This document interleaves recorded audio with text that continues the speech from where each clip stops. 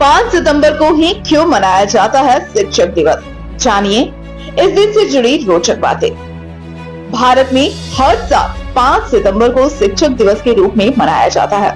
शिक्षक दिवस एक ऐसा दिन है जब हम उन सभी शिक्षकों के प्रति आभार प्रकट कर सकते हैं जिन्होंने हमारे जीवन को बेहतर बनाने में महत्वपूर्ण भूमिका निभाई है।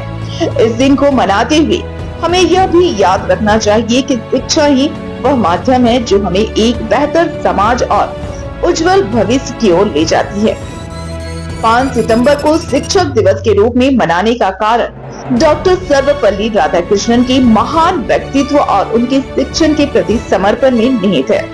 यह दिन न केवल शिक्षकों के प्रति सम्मान व्यक्त करने का अवसर है, बल्कि यह हमें शिक्षा की महत्ता और शिक्षक के योगदान को समझने का भी मौका देता है। लेकिन सवाल उठता है कि 5 सितंबर को ही शिक्षक दिवस क्यों मनाया जाता है? इस लेख के माध्यम से जानिए शिक्षक दिवस से जुड़ी रोचक बातें।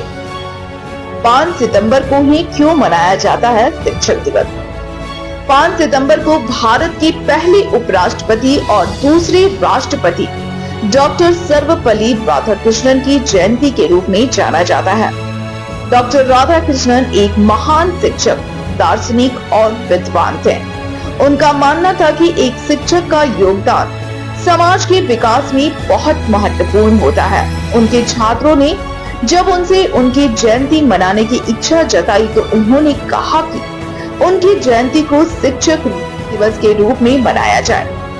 इस प्रकार 5 सितंबर 1962 को जब डॉक्टर राधाकृष्णन पहली बार राष्ट्रपति बने, उनके सम्मान में इस दिन को शिक्षक दिवस के रूप में मनाने की परंपरा शुरू हुई। डॉक्टर सर्वपल्ली राधाकृष्णन का जीवन परिचय। डॉक्टर सर्वपल्ली राधाकृष्णन का जन्म 5 सितंबर 1888 को तमिलनाडु के तिरुतनी नामक स्थान पर हुआ था। वे भारतीय दर्शन शास्त्र में एक प्रतिष्ठित व्यक्ति थे और उन्होंने पश्चिमी देशों में भी भारतीय दर्शन की महत्ता को स्थापित किया।